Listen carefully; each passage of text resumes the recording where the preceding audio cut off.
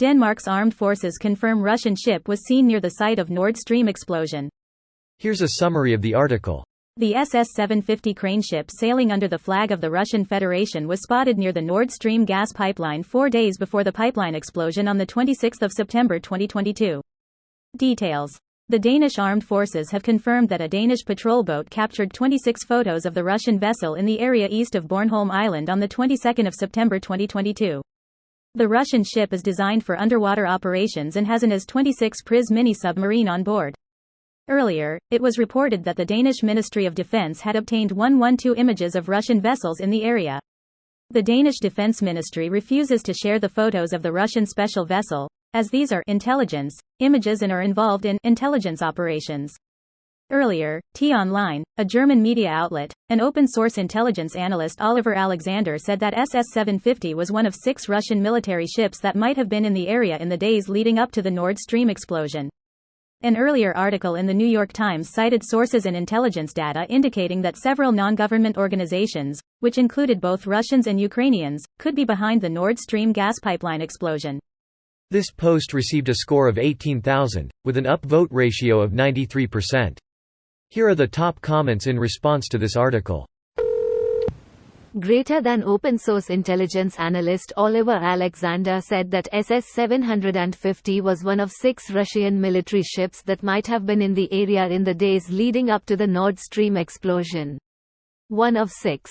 Greater than SS-750 this carry a small sub with arms. It's interesting that a small sub with arms and a sub with small arms are 2 wildly different things. It's a submarine with a handgun taped to the side. The other is a 3-man sub with nuclear ICBMs.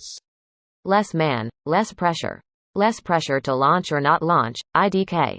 If everyone has a pistol and my officer tells me to launch an ICBM, I shoot him in a 3-man position.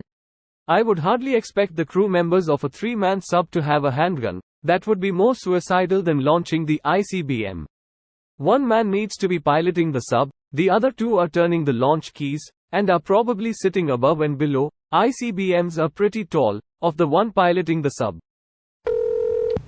Russia has also been scoping various offshore wind farms in EU and UK using a research ship as cover. Offshore wind farms are pretty vulnerable to sabotage. Shrugs in Article 5. Russia has assassinated people in UK and EU and shot down an airliner in which most of the passengers were citizens of NATO countries. I doubt cutting cables will make anyone invoke Article 5. Not just UK and EU. In fact, Wiki has an entire article on Russian assassinations. Some of the more recent ones, especially, may be of interest. Curious to know if any of the victims had NATO citizenship? Quick Google tells you that Litvinenko, high-profile Russian assassination via polonium, was a naturalized British citizen.